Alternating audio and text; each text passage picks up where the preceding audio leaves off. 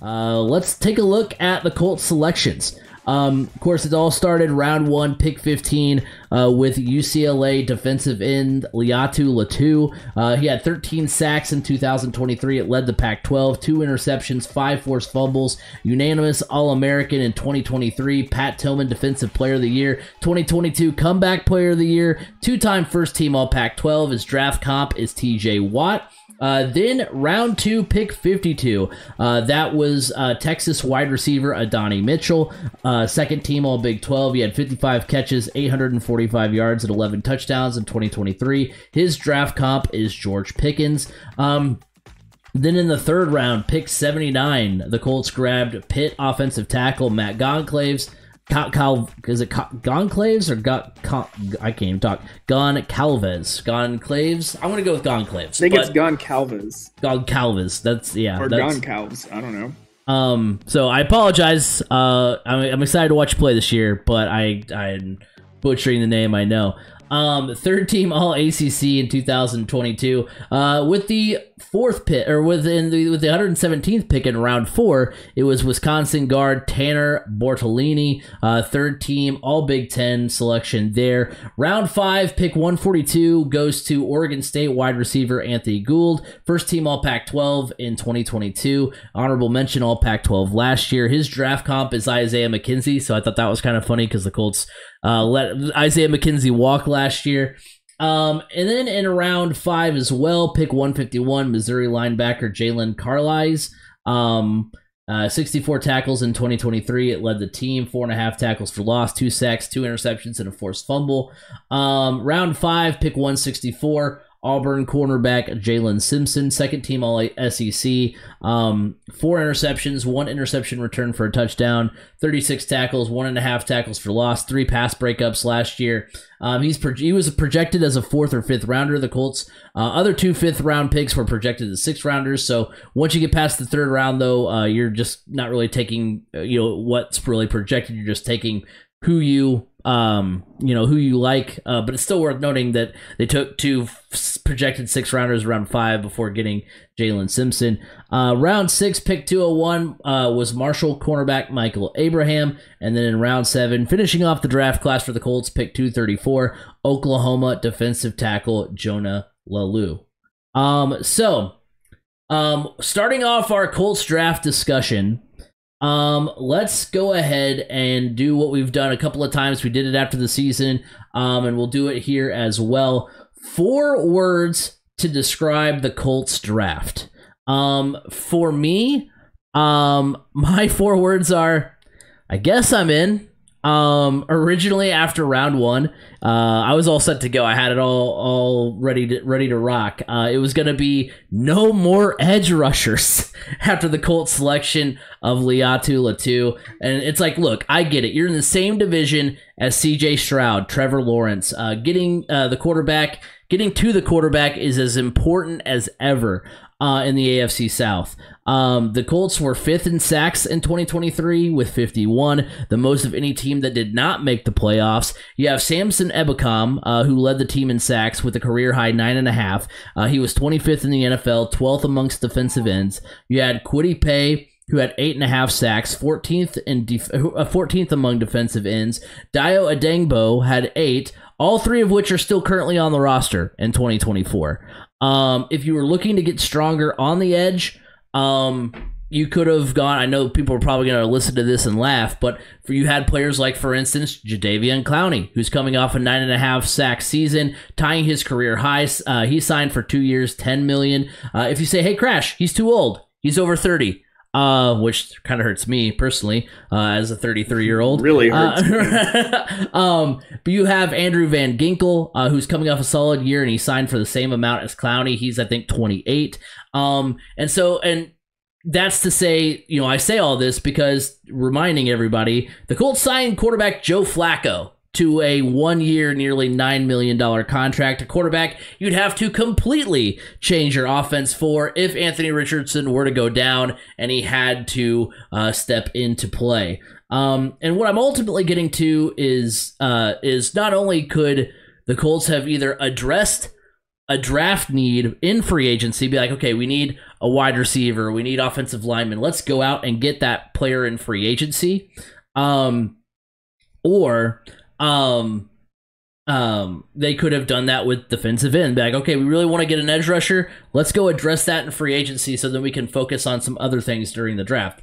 And looking at this though, I thought this was interesting, and what led to the no more edge rushers discussion is not only the fact that experts always seem to have the Colts taking an edge rusher in every single draft, it seems like, but 4 years ago, the Colts drafted Kwity Paye and Odengbo with their first 2 picks of the 2021 draft. They were both strong contributors to your team, being 5th overall in sacks last season, and you take another edge rusher this year with more pressing needs on the board when you could have addressed either one of those needs in free agency or added an edge rusher in free agency. Indy did neither. But what brings me back around to the Colts draft is not only do I like this comes off as if I don't like Latu as a player. I do. I love the fact that the Colts got Latu, and if it can be anything close to TJ Watt, we'll be ecstatic. But Ballard, as he does, made up for the first round on days 2 and 3 because he addressed the need in wide receiver by getting Adonai Mitchell, a projected first rounder in round 2. I'm coming around on the 2 linemen they took, especially Bortolini. I'll get to that here in our grading the draft class. The Ballard got a top 10 safety prospect in Jalen Simpson. And we know Ballard is known for feasting on day 2 and 3 talent, and I'm slowly getting on the wagon. But as I said last week, I would have rather seen the Colts trade out of 15 and acquire more draft capital and take a position that wasn't I would have rather seen them trade out of the 15th pick, and for them to keep the 15th pick and then use it on a non-need. That's what was aggravating to me. So I'm in based on the draft as a whole, but that first round pick. Now again, love Latu as a player. I'm excited to have him. Play this clip when he's all pro in a couple years. But I was annoyed at the fact we could have got an offensive lineman. You could have literally had any defensive player you wanted because nobody was off the board yet, and you went with an edge rusher when not only do you have those guys that I talked about contributing to the sacks, but you also have DeForest Buckner, Grover Stewart. Your defensive line is stacked. And you didn't do really anything else with the opportunity that you had. So my 4 words are, I'm coming around now. I will say, it's coming down to the first round pick. But when the pick was announced initially, I will go ahead and say I did not know much about Laiatu Latu. Playing on the West Coast, all I saw was UCLA, and I'm like, UCLA wasn't very good. But when you hear the backstory, he was at Washington, and then it gets you even more why when you hear about the injury history. Severe neck injury, was told to medically retire 2 years ago. He has battled back, and doctors with the Colts seem to be okay with it. I know they were saying some teams did not even have him on their board because of the neck injury history. Let Colts fans just rest assured to know that his neck injury was very similar to Peyton Manning's, and he had the same procedure to get it fixed as Peyton Manning did by the exact same doctor. Look, everybody be like, well, Peyton Manning wasn't the same. Well, Peyton Manning was also old. Peyton Manning was able to come back, play in 2 Super Bowls, and win one of them. Yeah, he wasn't the same Peyton Manning, but he was also nearly 40 years old. So it's comparing apples to oranges here. What makes me come around to this is that they're hearing from people other than just your Mel Kipers talk about Laiatu Latu, saying that he is probably the most polished edge rusher in this draft. He comes in possessing a solid 3 moves, which is, for an edge rusher coming out of college, 3 moves is pretty much, even as a pro, if you have 3 moves, you're gold. compared to most coming out of college, have one that they still need some work on. I mean, he's got a power move, he's got quickness, he's got the spin move, he can do he swims. I mean, it's just he is the most polished. And the more I think about the pick overall, yes, there was the Colts have needs in the secondary, and they had their pick of all of them, whether it be Terrion Arnold or Nate Wiggins or Quinyon Mitchell. They were all there for the taking, and I understand it.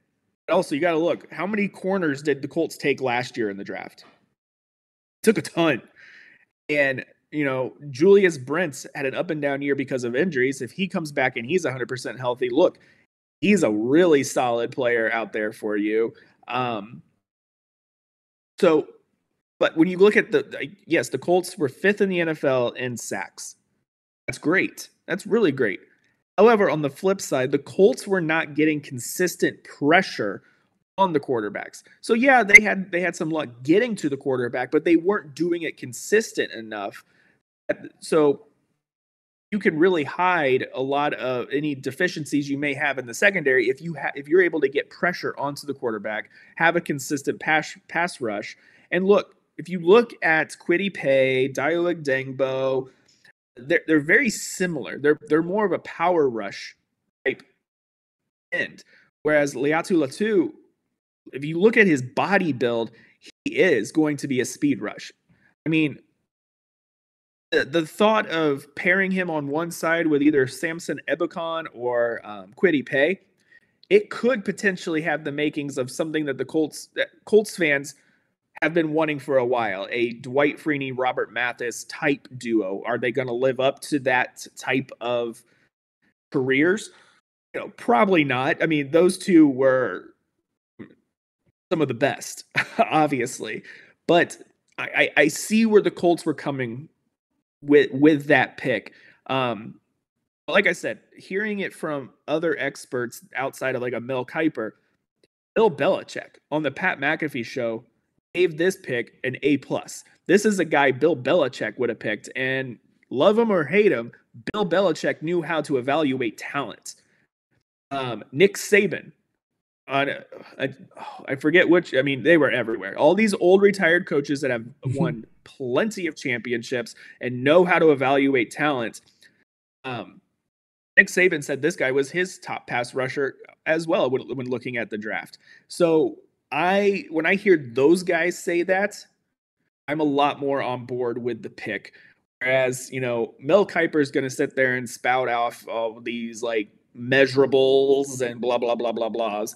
Whereas, those former coaches are like, when push comes to shove, I want that guy on my team. And it's like, okay, you won championships, so I get it. Yeah, you definitely want that guy on your team. And, I love the pick in the second round of Adonai Mitchell. Depending on whose board you're looking at, I know like Bleacher Report on their big board during their live broadcast or their watch party of the draft, they had Adonai Mitchell as their 14th overall prospect. So to be able to get him at 52, as a matter of fact, they traded back. The Colts traded back in the second round and landed several more picks, and they were still able to get Adonai Mitchell. I love that pick. They picked up some needs. I would have maybe liked the possibility of a corner earlier on, but after putting so much draft capital into that last year, okay with it, especially with the guys that they drafted this year. I'm horrible with names. I got the list here. We have Jalen Carlos from Missouri. Yes, he was a linebacker, but he is projecting out to be a safety. And then Jalen Simpson, safety from Auburn as well. Look, if there is a position with the Colts that's kind of up in the air going towards the future, it really is the safety position. The corner position, you got a lot of young players. You just locked in Kenny Moore for the future. But, the safeties, it's a little bit of a up in the air right now for the future. So I'm coming around to this draft the more that I learn about some of these guys and the more that I understand Colts needs a little bit farther. So yeah, I'm coming around, and I'm pretty happy about this one. When you talk about, cornerbacks, I mean, the Colts have drafted, I think, under Ballard 2 first-round corners because you've got Malik Hooker, who obviously he's turned out to be pretty solid with Dallas, but yet I think with the Colts he was a safety though. Did he end up being a safety? Yeah, and then he was always a safety. You had Rock Ya-Sin. Was a safety at Ohio State. I thought it was a corner. I could have sworn he was. No, he was a safety. But then you've got Rock Ya-Sin, who, was okay, but he was. What's that? He's been okay. He's been pretty good with Baltimore. Yeah. So, but that's what I'm saying. Like with the Colts, both of them were not as good as maybe projected. So when you talk about evaluating corners, maybe that's the way to go. He's like, okay, you know what? We're not even going to worry about that. But yeah, no, I mean, heck, you're making me. I was already coming around. You're making me come around even more. I'm thinking about maybe changing my grade on the Colts draft. I think I'll keep. And then also at the same time, there might be some moves in progress. As far as like free agents or potential trades, who knows what's going on there? Oh, one other reason that I am not surprised that the Colts took Laiatu Latu in the first round is the Colts were heavily pursuing Danielle Hunter during free agency. He was with the Minnesota Vikings, but he chose, I believe he ended up with Houston, if I'm not mistaken. So yeah, it kind of hurt that the Colts didn't get him, but he ended up taking a lesser deal with the team that he signed with than what the Colts were offering him. So the Colts were actively pursuing a top-end edge rusher in free agency, missed out on that, and were able to land most likely in top edge rusher in this year's draft. Well, looking at what we would give a grade for this draft, grading the draft class as a whole, because like we both said, we're both coming around on it. Of course, it's that shock value from day one, and then you see days 2 and 3, it kind of pans out, and you're like, all right, we're in good shape here. With my grade for this draft class, I'll go B-. It's right at 80% for me. I think I'll give it maybe an 81 or 82 after our discussion here to start things off. Maybe more of at least not as borderline. Like I said, I like Laiatu Latu.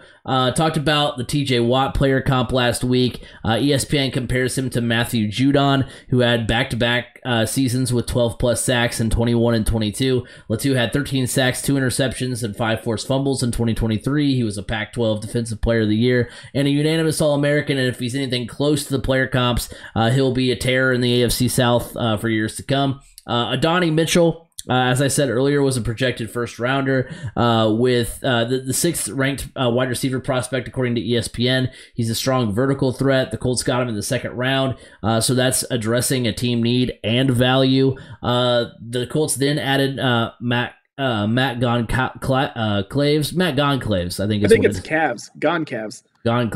His calves are gone. That's what happened.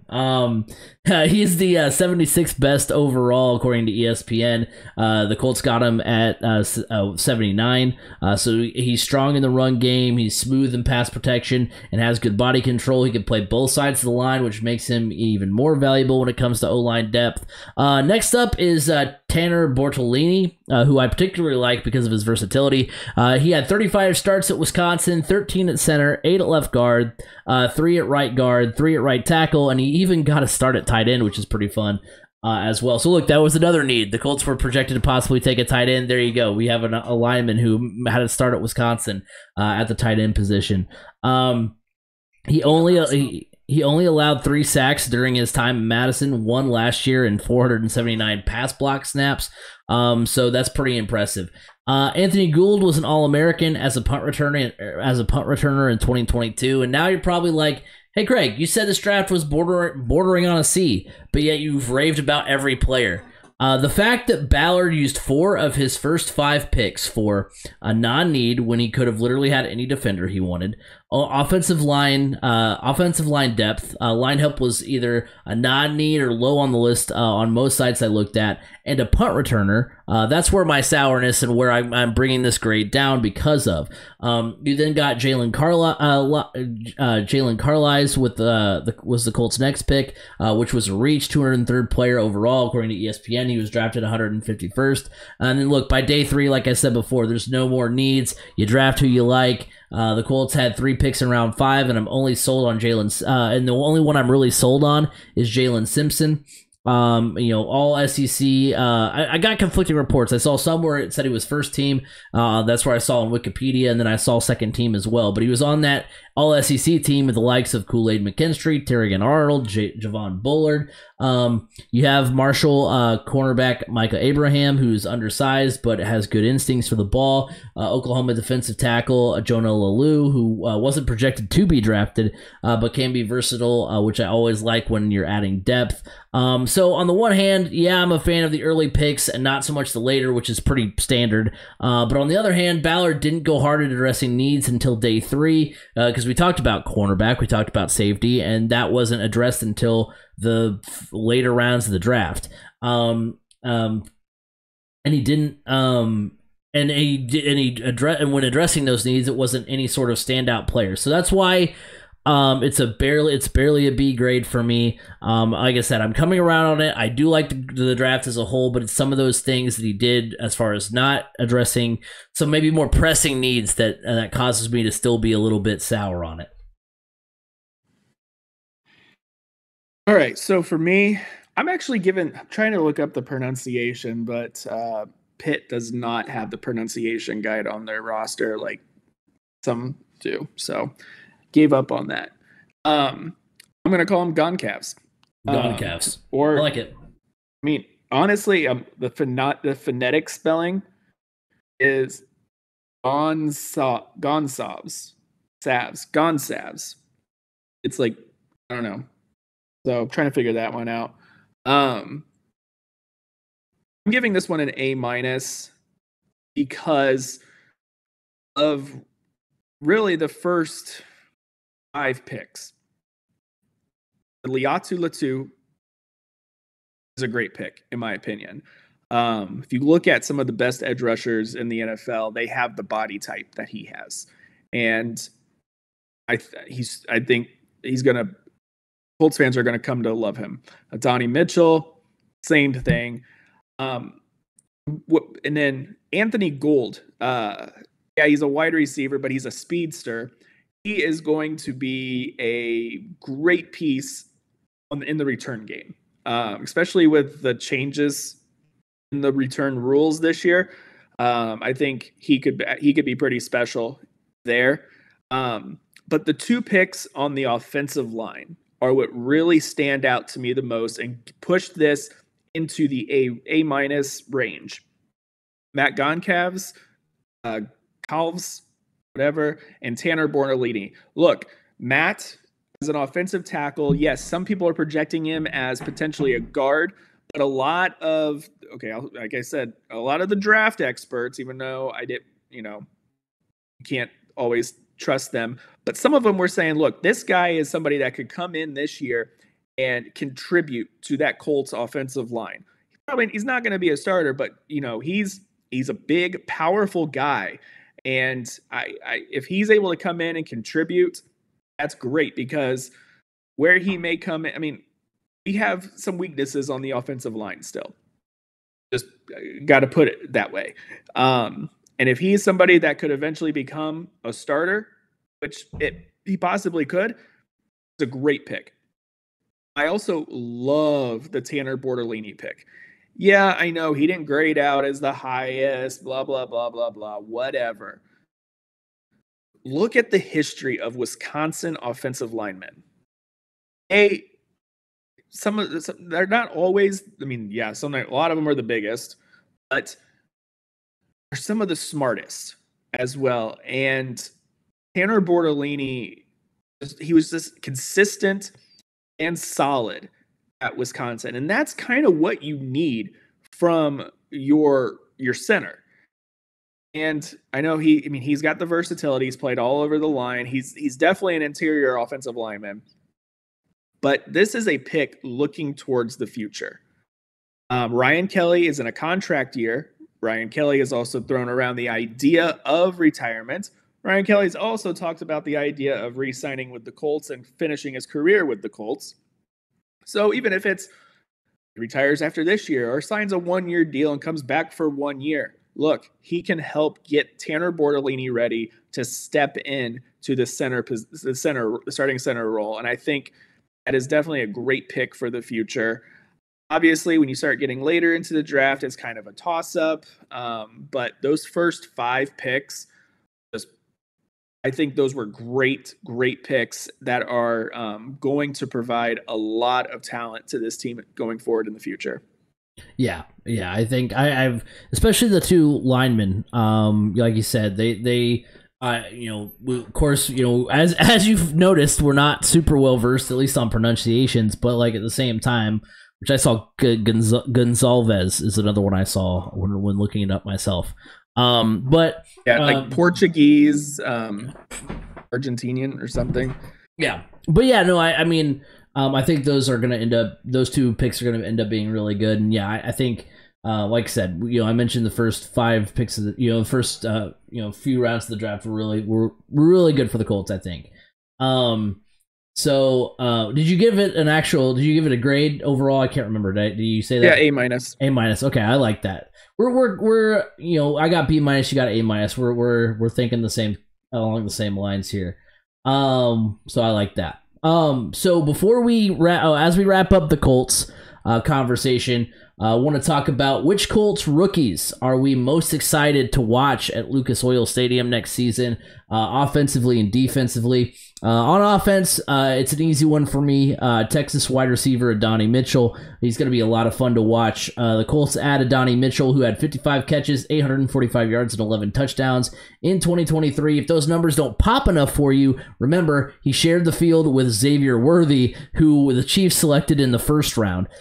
He joins a wide receiver room with Michael Pittman, who was 5th in the league in receptions last season with over 1,000 yards. Josh Downs, who had 68 catches last season, breaking the Colts rookie reception record. For our Colts preview show, I already have like a bold prediction, so I'm really excited for that. I'll say it now because y'all will forget by the time we get there.